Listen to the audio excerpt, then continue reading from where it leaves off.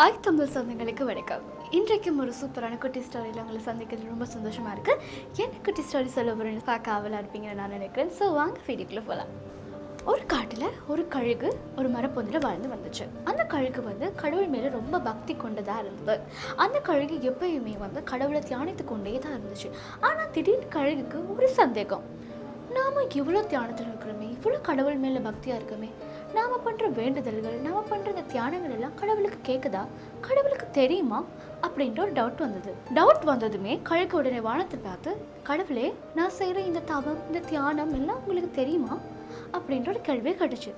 திடீர்னு வானத்தில் இருந்த ஒரு சத்தம் ஆமாம், நீ வேண்டிக் கொள்வது எல்லாமே எனக்கு கேட்குது, நீ பண்ணுற தியானம் எல்லாமே நான் பார்த்து கொண்டு தான் இருக்குன்னு சொல்லிட்டு கடவுளை கழுகுக்கு பதில் சொன்னார்.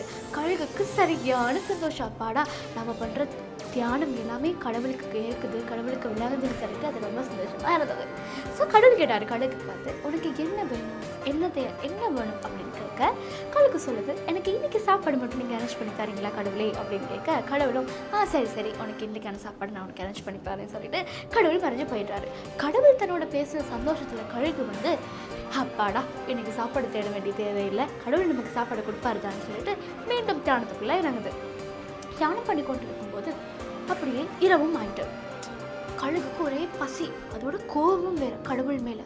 என்னடா இவர் சாப்பாடு தரேன்னு சொல்லிட்டு இவ்வளோ நேரமாகி சாப்பாடு கிடைக்காம இருக்கேன், கடவுளையே இப்படி போய் சொல்கிறாருன்னு கேட்க திருப்பி கடவுளே ஏன் எனக்கு இன்னும் சாப்பாடு தரலன்னு அது வானத்தை பார்த்து கேட்க வானத்துலேருந்து மீண்டும் பார்த்துட்டு, நான் நீ கேட்ட உடனே சாப்பாடு கொடுத்துட்டேனே, கொஞ்சம் திரும்பி பாரு அப்படின்னு சொல்ல திரும்பி பார்த்தா ஒரு தவளை இறந்து கிடக்குது. கடவுள் சொல்கிறாரப்போ, நீ கேட்டதால் மட்டும் உனக்கு கிடைச்சிடாது, நீ முயற்சி செய்யணும். நீ கொஞ்ச நேரம் திரும்பி பார்த்துருந்தீங்கன்னா உனக்கான உணவு அப்போவே கிடைச்சிருக்கும். ஸோ உனக்கு உணவு கிடைக்குன்ற நம்பிக்கை தான் நீ வச்சிருந்த ஒழிய முயற்சி செய்யலை. ஸோ இந்த குட்டி ஸ்டோரியிலேருந்து நம்ம என்ன படிச்சுக்கணும்னா, முயற்சி வேணும். ஒரு விஷயம் நமக்கு கிடைக்கணும்னு சொல்லி நமக்கு நம்பிக்கை வேணும்னா, நம்பிக்கை இல்லாமல் கஷ்டம், நம்பிக்கையோட முயற்சியும் செய்யணும். ஒரு விஷயத்தை நம்ம அடையணும்னா கண்டிப்பாக முயற்சி செய்யணும். முயற்சியுடையார் இகழ்ச்சி அடையார். ஸோ நீங்களும் உங்களுடைய லைஃப்பில் எந்த ஒரு விஷயத்தை, அதாவது ஒரு கோலை நீங்கள் அடையணும்னு நினச்சா நம்பிக்கை மட்டும் வச்சா போதாது, அதுக்கு நம்ம சாதிச்சிடலாம் என்று நினச்சி கொண்டிருந்தால் மட்டும் போதாது, கண்டிப்பாக முயற்சியும் இருக்கணும்.